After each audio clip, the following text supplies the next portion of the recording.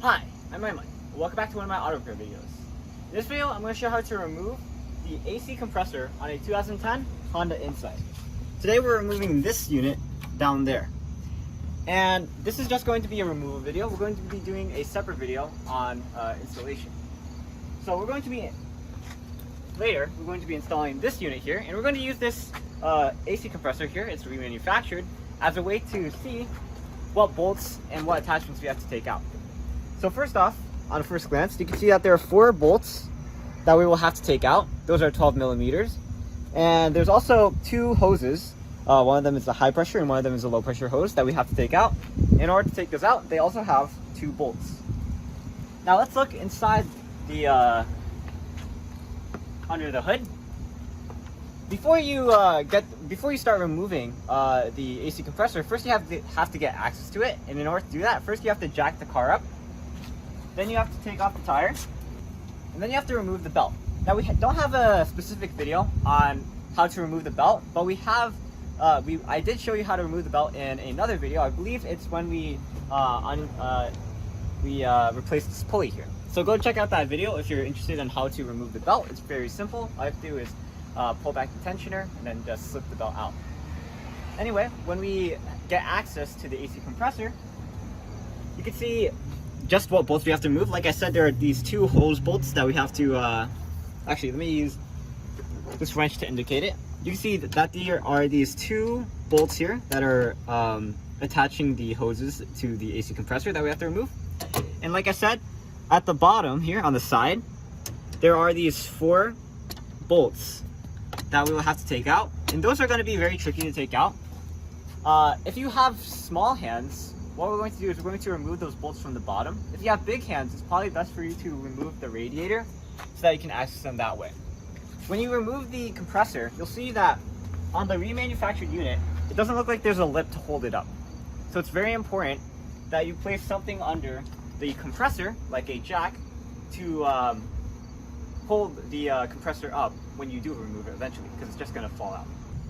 Alright, so after you're done removing the tire and removing the belt, the next thing you want to do is you want to vacuum the refrigerant out. And you do it through here, through this top cap. And you need to use a vacuum pump and some special hoses, which you can buy from Harbor Freight or any other auto parts store for an expensive price. And the reason that you do this is so that you can release the refrigerant safely and don't harm the environment. So that's already done. After that, and the reason that we do this is because when we eventually take off these hoses, they're going to release all the pressure inside them, which all this refrigerant is going to start bursting out. So it's important to make sure that that is drained. Now, the first step is to remove those hoses. So we're going to take a long extension with a wobbly bit. This is 10 millimeters, by the way. And we're going to insert it through the top. First, I'll remove this bolt on the side here.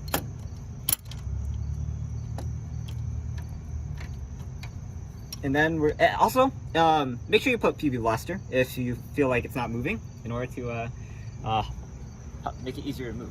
All right, so I got my handy dandy wrench here, and we're going to loosen it now.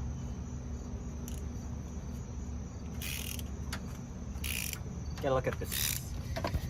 So this wobbly bit is very useful to help you get that good angle for loosening this bolt.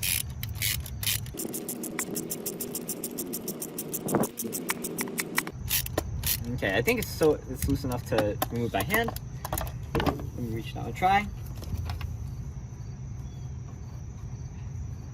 Never mind. Okay.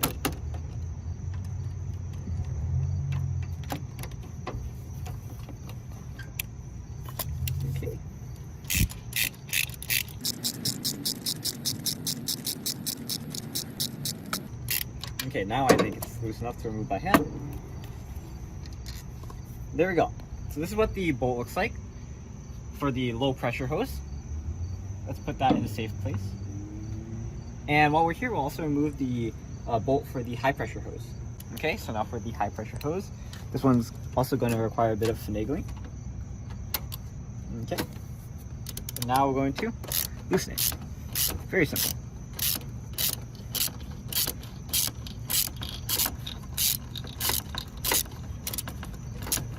Okay, I don't hear a ratchet anymore, which means we should be good to, oh yeah, also make sure you disconnect the battery for safety reasons. Always do that before you start working on a car. Now we're going to remove the bolt. This one's going to be a bit more elbow grease because it's looser. And that is what the bolt for the high pressure hose looks like. They're nearly identical, so I wouldn't worry about getting them confused. We're just going to keep them up here for now. Alright, so we're going to wiggle the hoses out. Try not to force them out so that they don't break.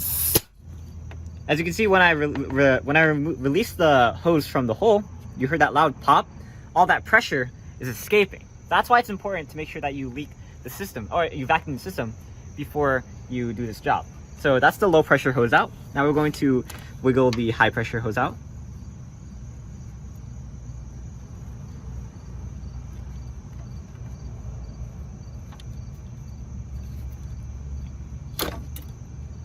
Okay, so that's what the high pressure hose looks like. And also, for sake of reference, maybe if I can bend this, this is what the low pressure hose looks like. And they also have these O-rings on them. So this one has, it seems like this one has a bigger O-ring than this one.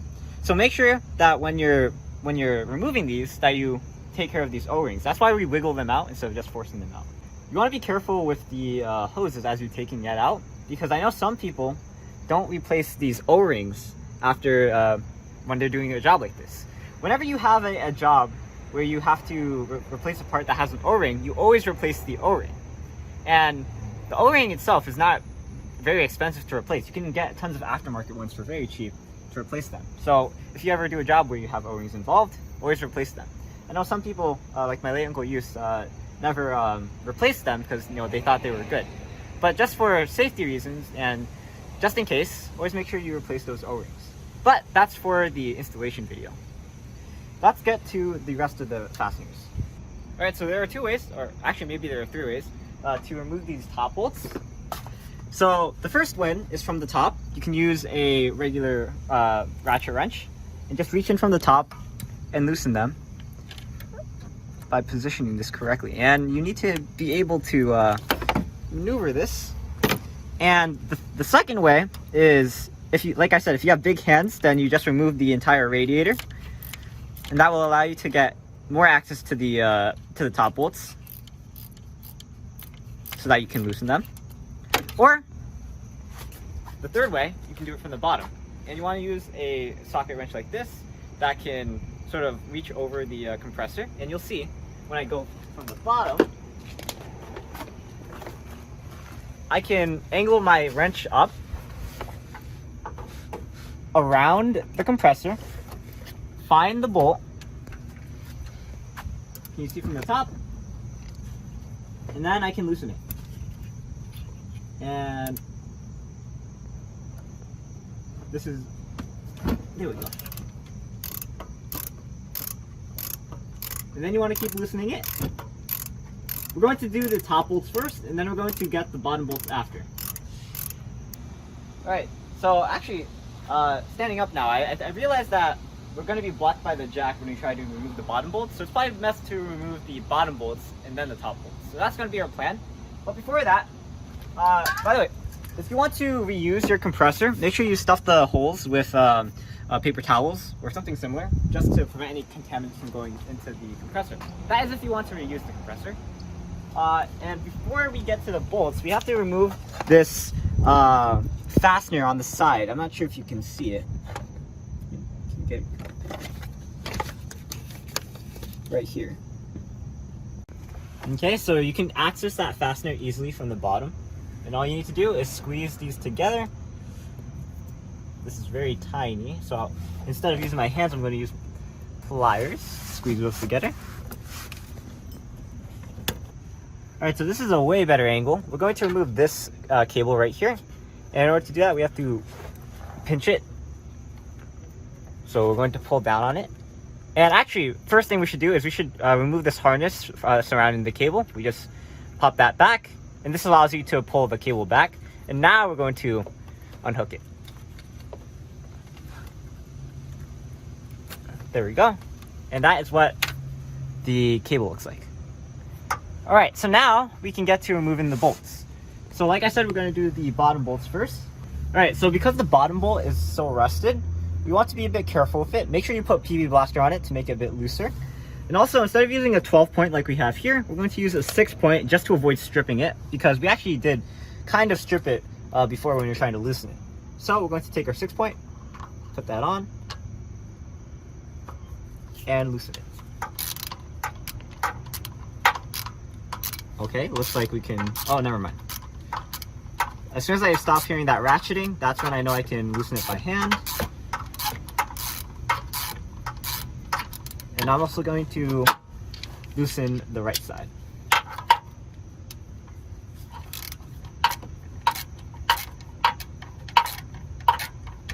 Maybe I can just loosen these by hand now. Okay, and there we go. Oh, never mind. This one started locking up again. This one looks like it's coming out though. Oh, and there we go. So that's what the bolt looks like on the bottom. You can see it has a long shaft without any threads, and then finally ends with these threads. And comparison when it's outside the shaft. So we're going to take out the left side.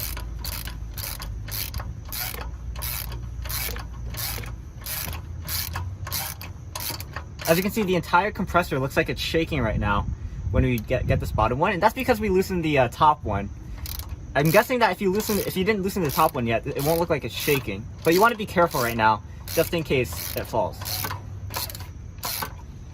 Like I said earlier, we're going to use the jack to support the compressor eventually when we take out all the bolts.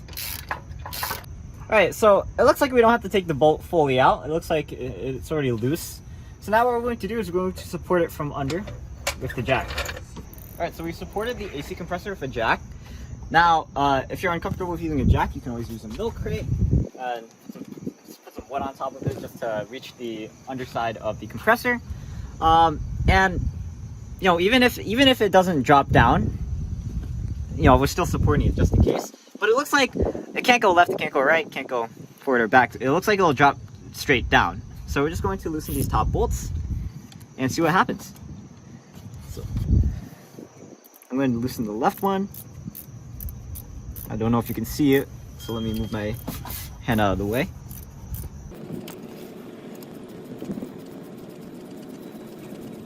Alright, so the other one's already out far enough. Looks like it'll be loose. So let's try loosening the other bolt. We'll have to recover that cap later and see what happens.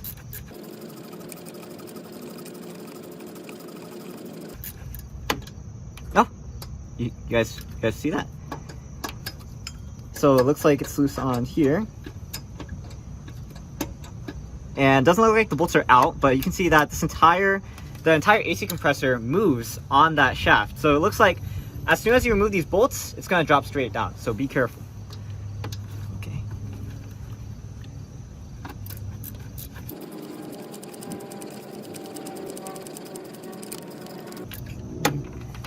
Okay, let me loosen this and remove it. Sorry about the camera angle, you guys. Oh, okay. So the bolt finally came out. And it's kind of in a weird angle to take out. When you take it out, you'll have to angle it so that the bolt goes into the fan housing. And then angle it out so you can take it out. This will be interesting to put back in. Alright, so the last bolt came off. So the entire unit is now loose. So next thing we're going to do is we're going to lower the jack. And it's probably best to have two people here, just in case, so one person can lower the jack while the other one makes sure that it doesn't fall. Okay, so it's lowering. There we go. Yo, we've finally recovered our AC compressor. And now, while it's out here, we can take out the bolts. So it looks like all the bolts look identical. So you don't have to worry about getting them mixed up. But wow, just look at that. We removed our AC compressor from our Honda Insight. Alright, so now I'm going to take this last bolt out, and the reason why is because we're actually going to use these old bolts to install the new one. While we're here, let's get a comparison between the old one and the new compressor. That's what they look like together. Now you'll see they look very different. The reason that this looks entirely different is because this is remanufactured. You can see it's entirely painted gray, which is part of the process of remanufacturing. Hopefully this works. We didn't receive any test papers with this, but what we're going to do is we're going to come back and we're gonna ask Asfa how his drive was with this car, and hopefully it works out. But anyway, if you want to find out how to install the new AC compressor, watch my video on an installation. It's pretty simple. It's, installation is the reverse of removal, as I always say. But this job was not as complex or difficult as we thought it was going to be. I remember when we were doing our previous video on diagnosing problems with a noise in your engine. I mean, a noise coming from your engine. Go check that out, by the way, if you haven't. I remember hyping up this AC compressor job as one that was going to take a lot of work. But as you can see, we got it done in less than 30 minutes. So, that was very fortunate. But anyway, I'm Aiman, and today I showed you how to remove the AC compressor from a 2010 Honda Insight. Thanks for watching. Please like, comment, subscribe, and look at our videos on EyeOnAiman, especially our videos on this Honda Insight. This is my brother Asfa's car. It's not our car. So, we'll do some occasional videos on it. And then, I'll see you there. But for now, I'm Aiman, and signing out. Peace.